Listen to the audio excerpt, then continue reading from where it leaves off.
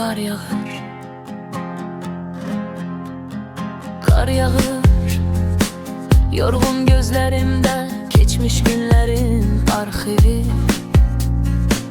Damlacalar tüstülüp insanlardan kaçmak, ele bu qarlı qış günü. Məni gizlət doğmalardan, sevgimi en çok gəmirənlərdir.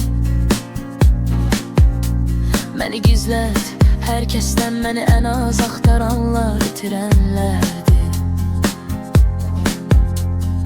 Qar yağır, aç pəncərəni, qoy bu şaxta ciğerlerimi isitsin. Çiğ kerpikten tikilmiş kalbimiz seni dirilsin.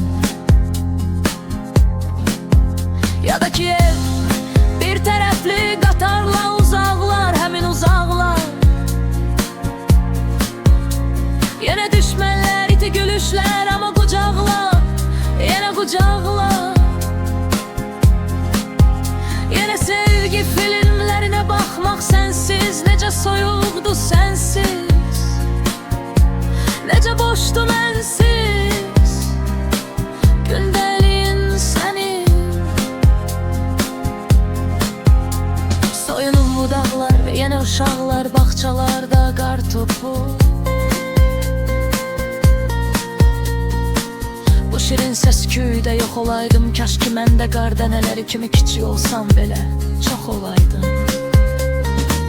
Tək qalmaqdansa, tək qalmaqdansa, tək qalmaqdansa, tək qalmaqdansa, tək qalmaqdansa.